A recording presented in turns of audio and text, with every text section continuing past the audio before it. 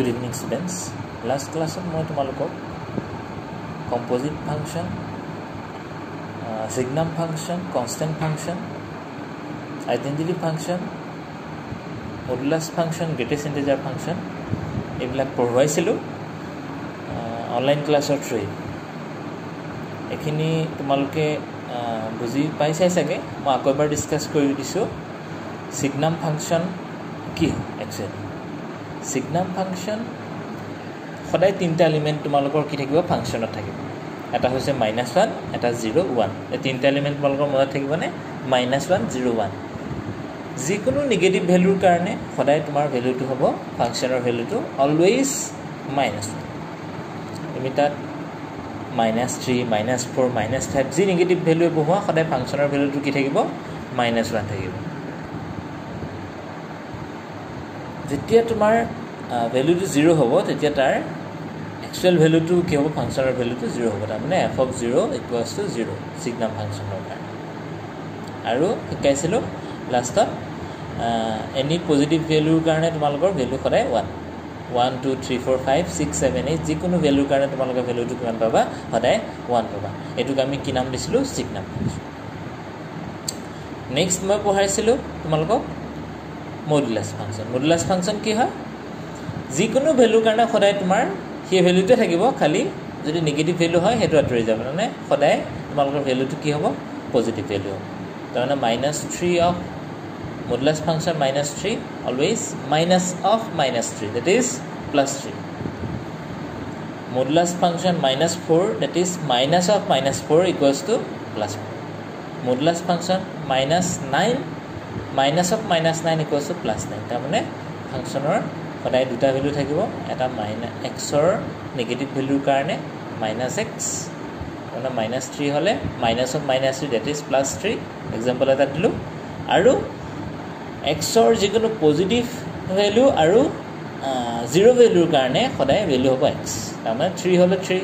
5 হলে 5 0 হলে 0 হ'ব। এইটোক আমাৰ নাম কি দিছিলো মডুলাস ফাংশন। এখিনলৈকে তোমালোকৰ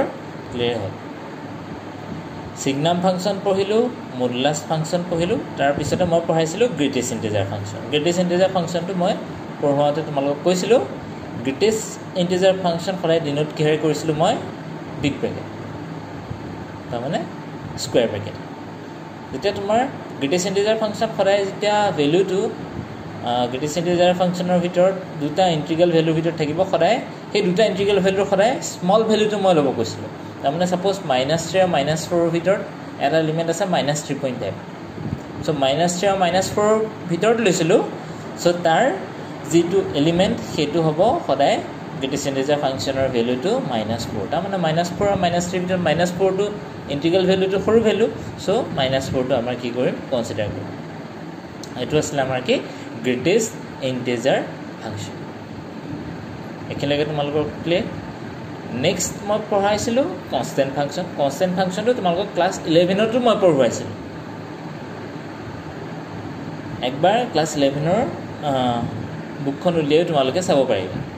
কনস্ট্যান্ট ফাংশন কাক কয়? Any function that has same value that is constant value। তাৰ মানে কি কনস্ট্যান্ট ভ্যালু এটা তোমালোকে পাবা। তোমালোকে ফাংশনটো ডমেইনত যেটো ভ্যালুৱে পুট নকৰা সদায় তাৰ ৰিজাল্টটো কি পাবা এটা কনস্ট্যান্ট ভ্যালু পাবা। তাকে কনস্ট্যান্ট ফাংশন বুলি ক'ব পাৰিম। 10 বহোৱা 11 বহোৱা 14 বহোৱা সদায় 3 ওলাব, যিকোনো এটা ভ্যালু ওলাব। সাপোজ মই লৈছো 3, তে হেতু কি হ'ব আমাৰ constant function. f of 4 f of 5 f of 6 f of 7 f of 8 যিকোনো ভ্যালু নবহোৱা তুমি কনস্ট্যান্ট ভ্যালু এটা পাবা, তাক আমি কি নাম দিছো কনস্ট্যান্ট ফাংশন। এখিনি মই তোমালোকক নেক্সট ক্লাছত ডিসকাস আৰু ভালকে কৰিম। তাৰ পিছত আৰু এটা টপিক মই ডিসকাস কৰিব লাগিব, হেতু হৈছে কম্পোজিট ফাংশন। কম্পোজিট ফাংশন কোনে কোনে বুজি পাইছা ভালদৰে এক্সাৰসাইজখিনি কৰি পেলাবা। কম্পোজিট ফাংশন সদায় কনসিডাৰ কৰিবলৈ দুটা ফাংশন কনসিডাৰ কৰিব লাগিব, তিনটা সেট কনসিডাৰ কৰিব লাগিব। এটা first set, second one set and third set. First সেটৰ পৰা সেকেন্ড সেটলৈ এটা ফাংশন কনসিডাৰ কৰিব লাগিব f। মই শিকালো বৰ্ডত তোমালোকক সেইদিনাখন অনলাইন ক্লাছত। সেকেন্ড সেটটোৰ পৰা থাৰ্ড সেটটোলৈ আৰু এটা ফাংশন কনসিডাৰ কৰিব লাগিব, হেতু হৈছে g সেট। সো আমাৰ কম্পোজিট ফাংচনটো মই কি শিকাইছিলো f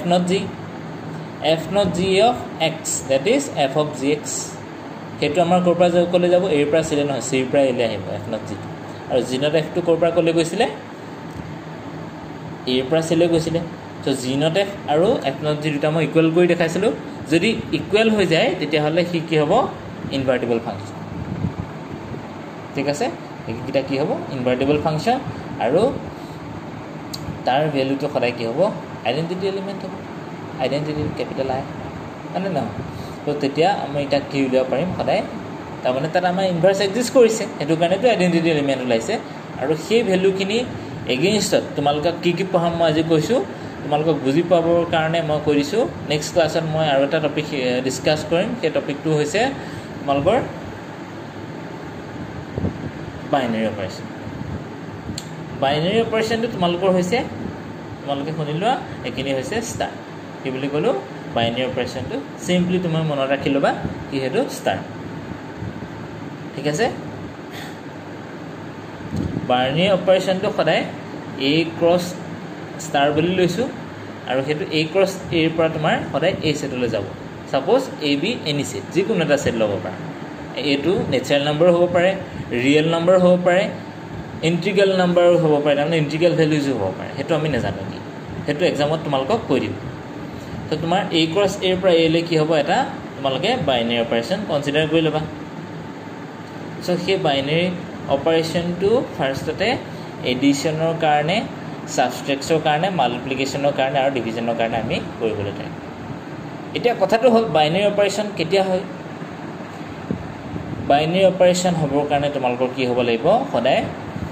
তোমালোকৰ দুটা এলিমেন্ট লাগিব কনসিডাৰ কৰিব আৰু সেই দুটা এলিমেন্টৰ মাজত আমি অপাৰেট কৰি দিম কি কৰিম অপাৰেট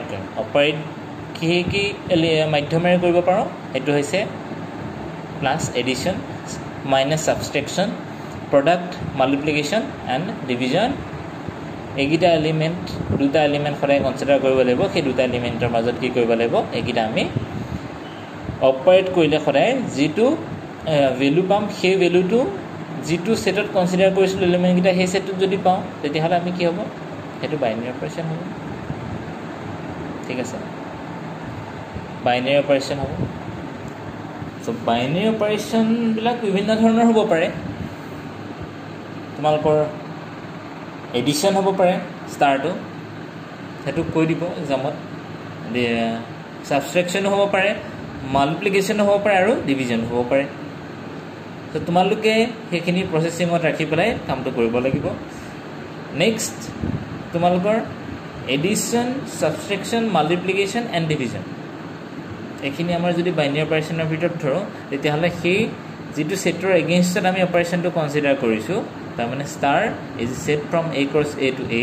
সো তাৰ মানে সেই a সেটৰ এগেইনষ্টত আমি কি হলে যাব লাগিব a ক্ৰস a পৰা a লৈ যাব লাগিব তাৰ মানে অপাৰেচনটো a তে পাব লাগিব সাপোজ মই এটা এক্সাম্পল দিও তোমালোকক দুটা নাম্বাৰ কনসিডাৰ কৰিছো এটা নাম্বাৰ হৈছে 2 আৰু হিটো নাম্বাৰ হৈছে 3 আৰু ষ্টাৰটো মই কনসিডাৰ কৰি লৈছো এডিশন প্লাস ষ্টাৰটো মই কনসিডাৰ কৰি লৈছো প্লাস সো দুটা নাম্বাৰ এডিশন কৰিলে 1 আৰু 2 আমি নেচাৰেল নাম্বাৰত লৈছো তাৰমানে n ক্ৰস n ৰ পৰা n লৈ যাব লাগিব ক্যাপিটাল N নেচাৰেল নাম্বাৰ তো 2 + 3 কোটা আমি কি পাইছো সদায় পজিটিভ ভ্যালু 5 পাইছো 5 টো নেচাৰেল নাম্বাৰ হয় নে নহয় 5 টো নেচাৰেল নাম্বাৰ হয় therefore হিটি কি হ'ব এটা বাইনাৰী অপাৰেচনটো স্যাটিসফাই কৰিছে এডিশনৰ এগেইনষ্ট হয় নে নহয় নেক্সট 2 আৰু 3 যদি লওঁ সাবট্ৰেকচনৰ কাৰণে তেতিয়া হ'ব নেহি সাবট্ৰেকচনৰ এগেইনষ্টত হ'ব নে অপাৰেচনটো কি সাকসেসফুল হ'ব নে এতিয়াও নহয় 2 - 3 কি হৈছে -1 -1 টো নেচাৰেল নাম্বাৰ হয় জানো -1 is not a natural number that is -1 does not belongs to capital N লিখিব লাগিব তোমালোকে মই নেক্সট ক্লাছত ভালকে বোৰ্ডত তোমালোকক দেখুৱাই দিম তো নেচাৰেল নাম্বাৰ যেহেতু হেখিনি নহয় তেতিয়া হলে আমি তাক কি কম হেতু নোৱাৰ কাৰণে কি বুলি ক'ব লাগিব natural number is subtraction is not a binary operation against natural product multiplication to division to hobo na multiplication to hobo multiplication to kele hobo দুটা নেচাৰেল নাম্বাৰ যেতিয়া প্ৰডাক্ট কৰিবা যিকোনো দুটা নেচাৰেল নাম্বাৰ লৈ লোৱা সদায় তোমালোকে প্ৰডাক্ট কৰিছোৱা সদায় কি পাবা এটা নেচাৰেল নাম্বাৰে পাবা therefore কি হয় এটা বাইনাৰী অপাৰেচন হয় ডিভিজনটো কিন্তু নহয় তোমালোকে যিকোনো দুটা ডিভিজনৰ কাৰণে নেচাৰেল নাম্বাৰ যদি লৈছা সাপোজ মই দুটা নাম্বাৰ লৈছো 5 আৰু 8 তো 5 ডিভাইডেড বাই 5/8 হে হলে 5/8 টো নেচাৰেল নাম্বাৰ নহয় যদি অপাৰেচন কৰি পেলাই নেচাৰেল নাম্বাৰৰ এলিমেন্ট দুটাৰ নেচাৰেল নাম্বাৰ নাপাও তেতিয়াহলে কি বাইনাৰী অপাৰেচন নহয় মই ডেফিনিশনত তোমালোকক কৈ দিলো গতিকে কি নহব বাইনাৰী অপাৰেচন নহব ঠিক আছে এখিনলৈকে তোমালোকৰ ঠিক আছে নেক্সট তোমালোকৰ এই বস্তু কিটা পঢ়োৱাৰ পিছত মই তোমালোকক এই বাইনাৰী অপাৰেচনৰ এগেইনষ্টত প্ৰপাৰ্টি চাৰিটা দিম এইটা তোমালোকক নেক্সট ক্লাছত ডিসকাস কৰিম তোমালোকে কমিউটেটিভ এসোসিয়েটিভ আইডেন্টিটি আৰু ইনভাৰ্স এই প্ৰপাৰ্টি কিটা তোমালোকে এই এগেইনষ্টত তাৰ এগেইনষ্টত পঢ়িব লাগিব এই প্ৰপাৰ্টি কিটানো কি হয় তোমালোকক মই সাপোজ দেখুৱাই দিও আহাছো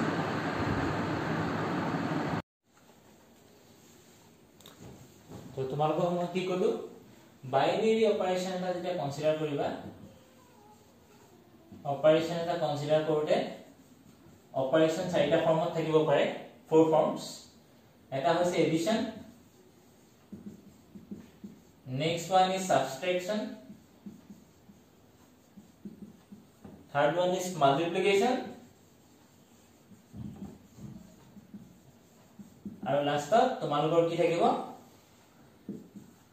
ডিভিজন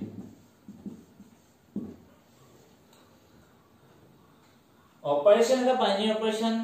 স্যাটিসফাই কৰিবৰ কাৰণে এই গিটা ল স্যাটিসফাই কৰিবৰ কাৰণে সদায় আমি দুটা এলিমেন্ট কনসিডাৰ কৰিম এটা সেটৰ এগেইনষ্ট সাপোজ মই সেটটো লৈছো নেচাৰেল নাম্বাৰ কি লৈছো নেচাৰেল নাম্বাৰ সেট কোনটো আছিল আমাৰ capital N that is n set আছে ইয়াত আমি দুটা এলিমেন্ট কনসিডাৰ কৰিব লাগিব এটা এলিমেন্ট সাপোজ মই লৈছো 2 কোন লৈছো নেচাৰেল নাম্বাৰ এগেইনষ্ট অফ সেটটো লৈছো নেক্সট কিটো এলিমেন্ট মই কি লৈছো 3 কোন লৈছো নেচাৰেল নাম্বাৰ সেটটো লৈছো আৰু অপাৰেচনটো স্টাৰ মই অপাৰেচন বুলি কৈছিলো এই অপাৰেচনটো মই কি লৈছো স্টাৰ এই স্টাৰ অপাৰেচনটো কি লৈছো মই এডিশন ফাৰ্স্ট এডিশনৰ কাৰণে কৰো এডিশন লৈছো তো এডিশনৰ কাৰণে আমি যেতিয়া স্টাৰটো স্যাটিসফাই কৰিম তেতিয়া দুটা এলিমেন্ট যেতিয়া আমি লং 2 আৰু 3 সো 2 + 3 আমি কি পাইছো 5 এই 5 টো এই নেচাৰেল নাম্বাৰ এগেইনষ্টত আছে নে নাই 5 টো নেচাৰেল নাম্বাৰ এগেইনষ্টত আমাৰ আছে সো 5 টো যদি নেচাৰেল নাম্বাৰ এগেইনষ্টত আছে কি হয় বাইনাৰী অপাৰেচন হয় নেক্সট মই এলিমেন্ট দুটাই লৈছো এলিমেন্ট দুটা সাবট্ৰেকশনৰ কাৰণে কনসিডাৰ কৰো কিহৰ কাৰণে কনসিডাৰ কৰিছো সাবট্ৰেকশনৰ কাৰণে সো 2 - 3 যদি আমি কৰো কি পাইছো -1 -1 টো নেচাৰেল নাম্বাৰ হয় জানো নহয় -1 does not belongs to the set capital N therefore it is not binary operation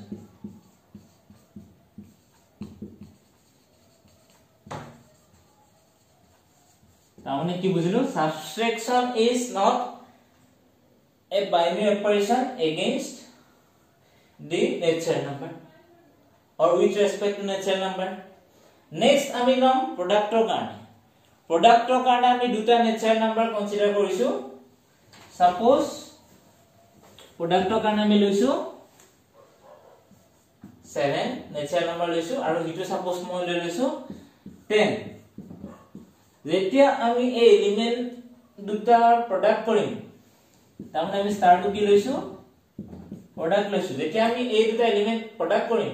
তেতিয়া এই এলিমেন্ট দুটা প্ৰডাক্ট কৰাৰ পিছত যেটো নম্বৰ পাম সেইটো যদি নেচাৰেল নম্বৰ হয় তেতিয়ালে কি হ'ব লাগিব সদায় বাইনাৰী অপাৰেচনটো স্যাটিসফাই কৰিছে তাহলে 7 * 10 কৰিব লাগিব আমি 7 * 10 কোড আমি কি পাইছো 70 7 * 10 কোড আমি পাইছো 70 সো 70 টো নেচাৰেল নম্বৰ হয় তাৰমানে কি হয় বাইনাৰী অপাৰেচন প্ৰডাক্টটো কি হয় বাইনাৰী অপাৰেচন সো প্ৰডাক্টটো কি হ'ব বাইনাৰী অপাৰেচন হ'ব তাৰমানে আমি কি কৰিছো এই দুটা প্ৰডাক্ট কৰতে সদায় এটা নেচাৰেল নাম্বাৰ কৈছো এটো কাৰণে কি হয় বাইনাৰী অপাৰেচন ও ডিভিজনৰ কাৰণে হ'ব নে নহয় সাবট্ৰেকচনৰ কাৰণে নহয় আমি পালো বাকি ডিভিজনৰ কাৰণে হ'ব নাই নহয় চাও আমি দুটা এলিমেন্ট কনসিডাৰ কৰিছো এটা সাপোজ মই ললো 5 হিটো সাপোজ মই ললো সে 3 ললো এই দুটা এলিমেন্ট আমি কি কৰিব লাগিব ডিভিজনৰ কাৰণে স্টাৰৰ কাৰণে কি লৈছো এই স্টাৰটো কি লৈছো আমি ডিভিজন লৈছো সো ডিভাইড কৰিলে কি হ'ব 5 ডিভাইডেড বাই 3 ইকুৱেলস টু কি পাইছো 5/3 সো 5/3 টো নেচাৰেল নাম্বাৰ হয় জানো নহয় সো যেতিয়া এই 5/3 টো নেচাৰেল নাম্বাৰ নহয় তাৰমানে হি কি নহয় division is not binary operation with respect to কি লিখিবা with respect to natural number এনেকুৱা ধৰণে আমি কি কৰিব পাৰিম এতিয়া আমি natural number against দেখালো তোমালোকে real number against integral value against তোমালোকে কি দেখাব পাৰিবা হি বাইনাৰী অপাৰেচন হয় নে নহয় তোমালোকে কি কৰিব পাৰিবা দেখাব পাৰিবা তো তোমালোকৰ যিখিনি ৰিমেইনিং টপিকস আছে হেখিনি মই তোমালোকৰ নেক্সট ক্লাস কাইলে তোমালোকক ডিসকাস কৰি দিম হেখিনি তোমালোকে ক্লাছত যাতে সবেই এটেন্ড কৰা ভালদৰে আৰু ক্লাসটো এটেন্ড কৰি তোমালোকে যিখিনি নুবুজা বস্তু আছে হেখিনি যাতে মোক তোমালোকে ক্লাসৰ পিছত ফোন কৰি হলো সুধি পেলাই ডাউটখিনি ক্লিয়াৰ কৰি লোৱা আৰু নুবুজা বস্তুখিনিৰ ওপৰত যিখিনি এক্সাৰসাইজ আছে হেখিনি তোমালোকে মোক সুধি পেলাই সলভ কৰিবলৈ ট্ৰাই কৰিবা থ্যাংক ইউ